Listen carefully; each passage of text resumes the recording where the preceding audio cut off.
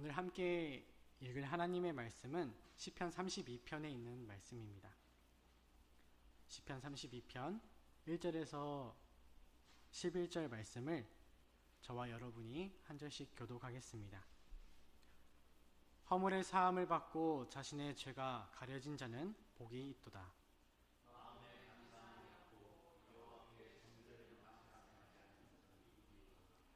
내가 입을 열지 아니할 때에 종일 신음함으로 내 뼈가 쇠하였도다.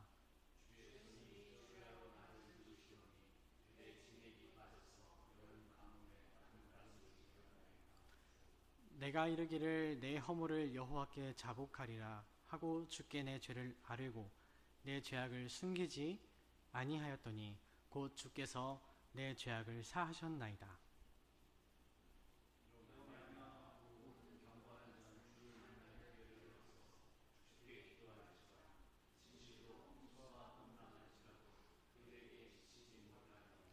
주는 나의 은신처이오니 환난에서 나를 보호하시고 구원의 노래로 나를 두루시리이다.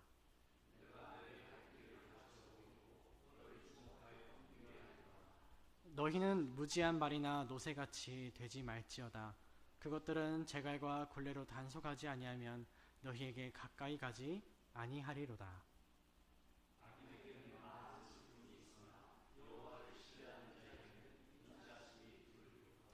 함께 읽겠습니다. 너희 의인들아 여호와를 기뻐하며 즐거워할지어다. 마음이 정직한 너희들아 다 즐거이 외칠지어다. 아멘. 오늘 제가 성도님들과 함께 나눌 하나님의 말씀의 제목은 하나님께로 피하는 사람입니다. 성도님들께 하나님은 어떤 분이십니까? 내가 하나님과 어떤 관계에 있는지 알 수 있는 그 때가 있습니다. 어떤 때냐 하면 내가 죄를 지었을 때입니다. 아담과 하와는 죄를 지었을 때 하나님을 피해서 숨었습니다. 아담과 하와는 하나님을 피해야 할 분으로 생각하고 있었던 겁니다. 가인이 죄를 지었을 때 가인은 자신의 죄를 모른 척하고 하나님께 숨겼습니다. 가인에게 있어서 하나님은 믿지 못하고 숨겨야 할 분이었습니다. 우리는 어떤지 생각해 봤으면 좋겠습니다. 우리는 예수님을 믿고 구원을 받았지만 여전히 온갖 죄들을 묻히면서 살아갑니다. 그럴 때 우리는 어떻게 해야 할까요? 오늘 본문 말씀은 그것을 알려주고 있습니다. 먼저 본문의 마지막 부분부터 보겠습니다. 이 대목에서는 두 사람이 대조되고 있습니다. 함께 읽어보겠습니다. 시작.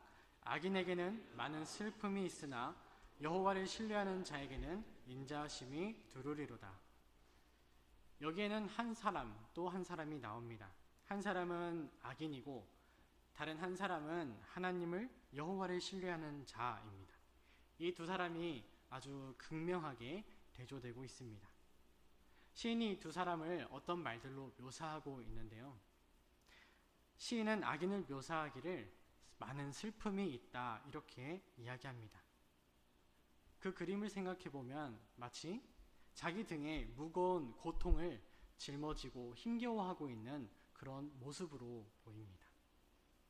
시인이 묘사하고 있는 또 다른 한 사람, 여호와를 신뢰하는 사람은 전혀 다르게 묘사되고 있습니다. 그는 이 악인에게 있는 무거운 짐은 전혀 없어 보이고요. 오히려 부드럽고 따뜻한 하나님의 은혜가 그에게 둘러있는 것 같습니다. 시인은 이 대조를 통해서 분명히 우리에게 무언가 말씀을 전하고 싶었던 것 같습니다. 여기에 나오는 이 악인의 상황을 보다 구체적으로 묘사하고 있는 3절과 4절의 말씀을 보겠습니다. 제가 읽어드리겠습니다. 내가 입을 열지 아니할 때에 종일 신음함으로 내 뼈가 쇠하였도다. 주의 손이 주야로 나를 누르시오니 내 진액이 빠져서 여름 가뭄의 마름같이 되었나이다. 이 3절과 4절에는 신음하고 있는 한 사람이 등장합니다. 이 사람은 무엇이 자기를 그렇게 괴롭게 하는지 온 종일을 고통스러워하고 있습니다. 표현하기를 자기 뼈가 쇠했다 이렇게 표현하는 걸 보면요, 하루 이틀 괴로워가지고 하는 이야기는 아닌 것 같습니다. 오랜 시간을 힘들어하고 괴로워하고 있는 모습입니다. 그런데 이 사람을 괴롭게 하고 있는 것이 무엇인가 하고 살펴보면 그 사람을 누르고 있는 것이 있습니다. 노란색으로 쳐져 있죠. 주의 손입니다. 주의 손이 나를 누르고 있다. 그래서 내 진액이 빠져서 여름 가뭄에 마름같이 되고 있다. 이렇게 말합니다. 하나님의 손이 누르고 있다니 이 사람은 정말 얼마나 무거운 것에 눌리고 있는지 모르겠습니다. 하나님의 손을 크기로 표현하자면 온 세상을 만드실 뿐 아니라 그 손에 지탱하고 계시는 그런 손이지 않습니까? 그리고 깊이로 본다면은 사람이 도저히 헤아릴 수 없는 사람 그 마음의 깊은 곳까지도 만지시고 헤아리시는 그런 하나님의 손입니다. 그런데 그런 손에 짓눌려서 신음하고 고통을 당하고 있다고 호소하고 있는 이 사람의 모습이 기록되어 있습니다. 그런데 하나님께 이렇게 짓눌리고 고통을 당하고 있는 이 사람은 도대체 무엇 때문에 이런 고통을 당하고 있는 것일까요? 이 시는 아실 수도 있겠지만 다윗이 지은 시입니다. 다윗이 이렇게 고통을 호소하고 있어요. 우리가 아는 다윗은 어떤 다윗인가요? 다윗을 설명하는 수식어가 많이 있지만 하나님의 마음에 합한 사람, 하나님의 모든 총애를 받은 사람, 또 뭘 하든지 하나님께 구하고 묻고 하나님만을 찾았던 그런 사람이 다윗입니다. 그런데 그 다윗이 하나님의 손에 눌려서 고통을 당하고 있다, 그런 호소를 하고 있습니다. 외로우신 하나님께서 무고한 다윗을 그냥 벌 주실 리는 없습니다. 다윗이 큰 죄악을 저질렀습니다. 다윗이 저지른 죄는 아주 끔찍한 죄였습니다. 충직한 부하의 아내를 범하고 그 부하에게는 전쟁터에 나가서 죽으라 라고 명했던 다윗이 저지른 그런 죄입니다.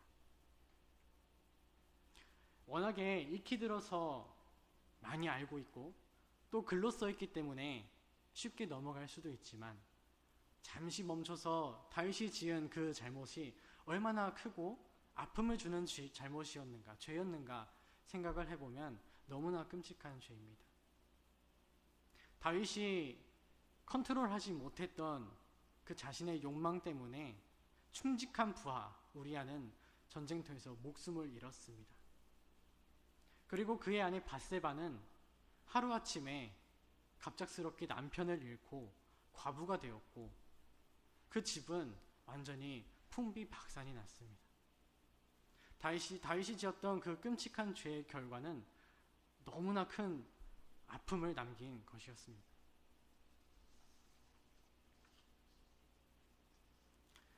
다윗이 고통을 당하는 것은 그 죄 때문이었습니다. 분명히 그 죄 때문에 다윗은 양심의 큰 가책을 느끼고 있었을 것이고 그 양심의 가책을 주신 하나님의 손에 짓눌려 있던 것입니다. 그런데 다윗이 이 시를 통해서 우리에게 하고 싶은 말이 나도 정말 그때 죄를 지었지만 나 정말 힘들었어, 이런 얘기를 하는 것일까요? 다윗이 하는 얘기는 그런 얘기는 아닙니다. 다윗이 정말로 하고 싶었던 이야기는 다른 이야기입니다.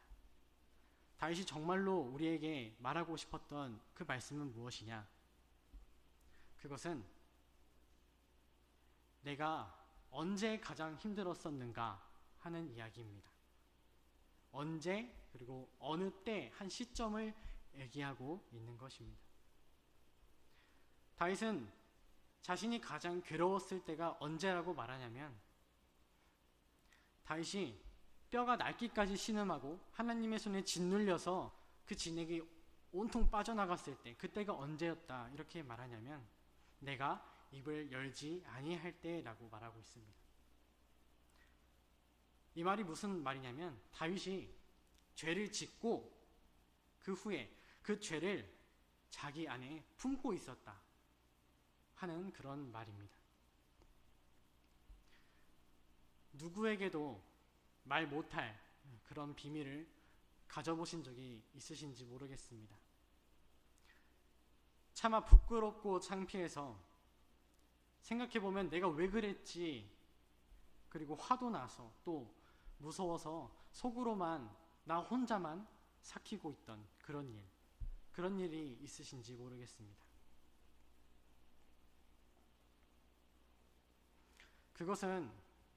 그걸 품고 있는 것은 어떤 마음이냐, 그걸 비유해보면 마치 독을 품고 있는 것 같다 이런 생각이 듭니다. 내 안에 독을 품고 있어서 그 독이 내 몸과 마음을 문드러지게 하고 내가 죽어가고 있는 그런 모습이지 않나 그렇게 생각합니다. 내가 숨기고 있는 그 부끄러운 비밀이 나에게 독과 같이 되어서 내 마음을 점점 잠식하고 있습니다. 마치 그렇게 다윗은 자기 죄를 입에 머금고 입을 걸어 잠근 겁니다. 내가 지은 죄를 그 누구도 알지 못하도록, 내가 이렇게 추악한 사람이다 하는 것을 우리 가족들이 모르게, 심지어는 하나님께서도 그냥 이번 한 번은 눈 감아주셨으면 하는 마음으로 그렇게 자기 죄를 입에 머금고 입을 닫았습니다. 하지만 그때 다윗은 어땠다라고 말하냐면 그때 내가 가장 괴로웠다라고 다윗이 말하고 있는 것입니다. 다윗이 가장 괴로웠을 때는 자기 죄를 자기 안에 품고 있을 그때였습니다.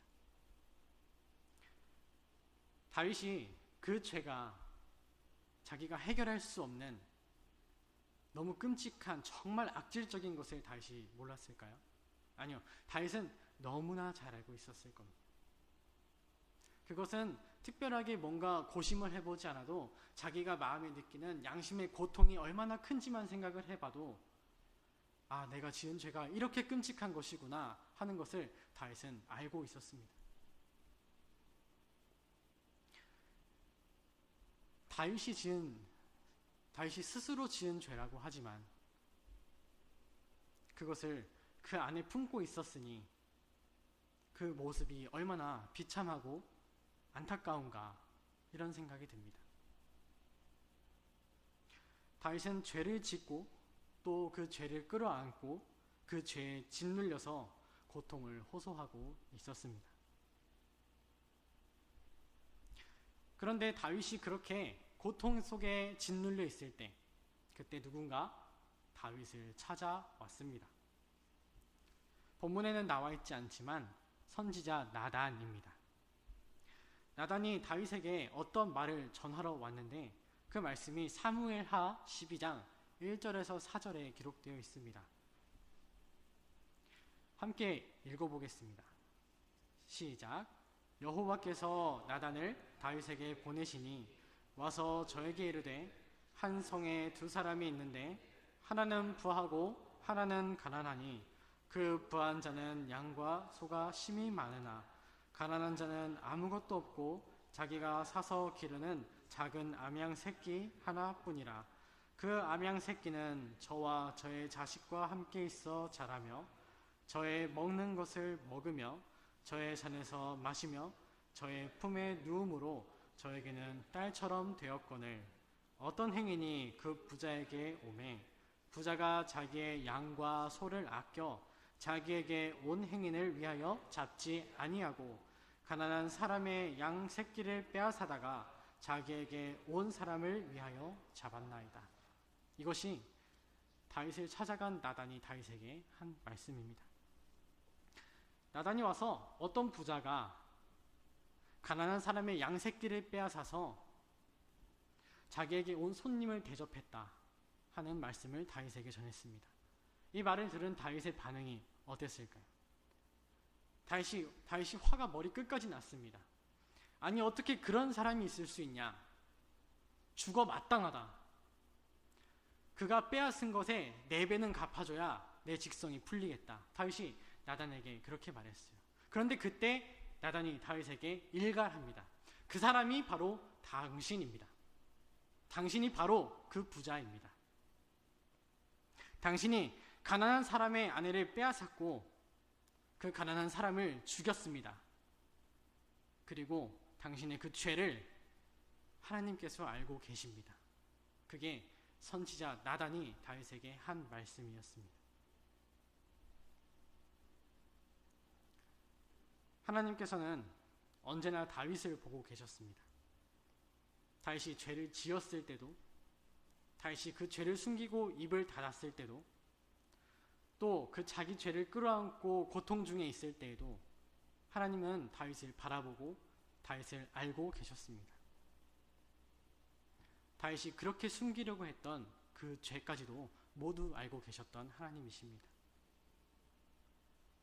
바로 그 하나님께서 다윗을 찾으시고 다윗을 질책하십니다. 내가 도대체 무엇이 부족해서 그런 죄를 지었느냐? 내가 내게 채워주지 않은 것이 도대체 무엇이냐?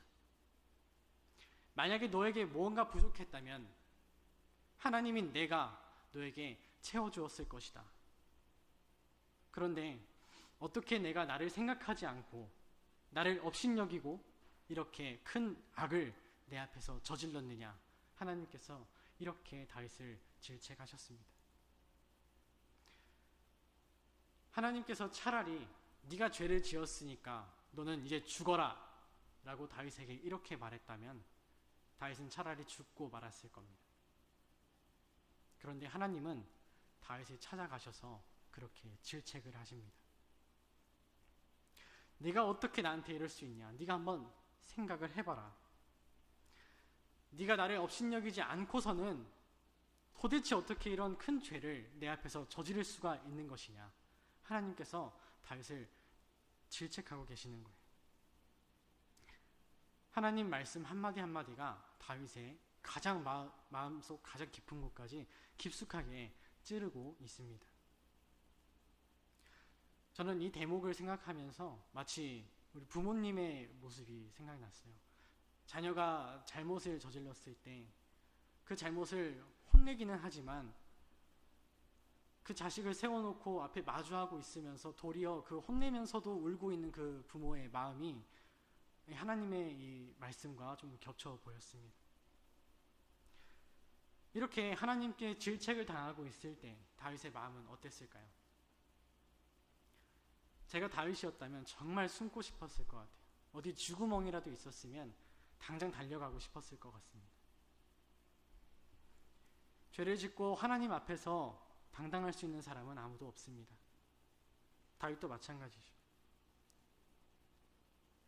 하지만 다윗의 모든 죄와 수치심 그리고 부끄러움이 완전히 드러난 바로 이때 다윗과 하나님이 어떤 관계에 있는지 그것이 나타납니다.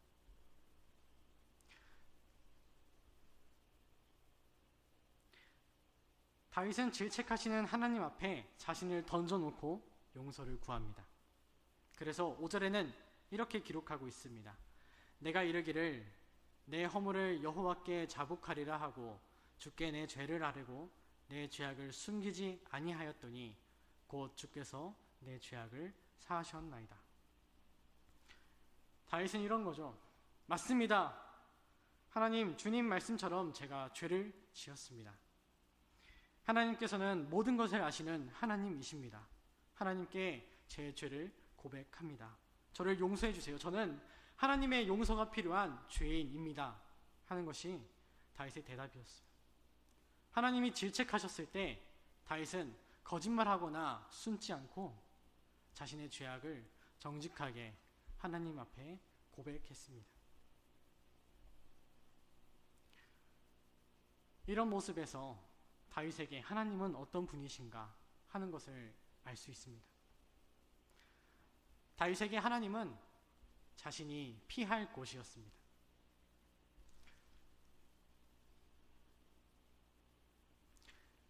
10절 말씀에는 이렇게 기록합니다. 여호와를 신뢰하는 자에게는 인자하심이 두루리로다. 이것은 이 모든 고통을 지난 이후에 다윗이 자신의 경험을 고백하는 말입니다. 죄를 지은 다윗은 하나님께로 피했습니다. 다윗은 하나님께서 나를 용서해 주실 것을 믿고 하나님께로 피한 것입니다. 하나님을 향한 믿음, 하나님께 대한 그 믿음은 하나님께로 피하는 모습으로 나타났습니다. 하나님께서는 죄를 지은 다윗을 용서할 유일한 분이시고 다윗이 찾을 유일한 안식처이셨습니다. 그래서 다윗이 하나님을 찾을 수 있었던 겁니다. 다윗이 그렇게 하나님을 찾았을 때 하나님은 다윗을 어떻게 했다고 말씀하십니까? 곧 주께서 내 죄악을 사하셨나이다. 다윗의 고백입니다. 하나님께서는 하나님께 은혜 입길 원하는 다윗을 거절하지 않으셨고 하나님께서는 정직하게 나아온 다윗을 용서하셨습니다. 우리는 어떤 모습인지 생각해 보면 좋겠습니다. 다윗 못지않은 게 나 아닌가? 라는 생각을 합니다. 돌아서면 죄짓고 괴로워하고 또 잘해보겠다고 하나님께 힘주시라고 기도했다가 또 돌아서면 또 죄짓고 또 괴로워하고 무한 반복입니다. 어쩔 때는 절망감까지도 듭니다. 내가 정말 신자가 맞는 것인가? 내가 이래서 구원받은 사람이라고 할 수 있겠는가? 이런 자책감마저 듭니다. 정말 심각할 때는 그런 내 모습이 너무 부끄러워서 하나님을 피해 도망가기도 합니다. 하나님, 나 좀 내버려 두세요. 하나님, 좀만 내버려 두시면 내가 이번에는 정말 잘해서 하나님께 당당하게 한번 나가보겠습니다 하고 하나님께 등을 돌리고 달아납니다. 그런데 오늘 말씀이 우리에게 가르쳐 주시는 것은 전혀 다른 모습입니다.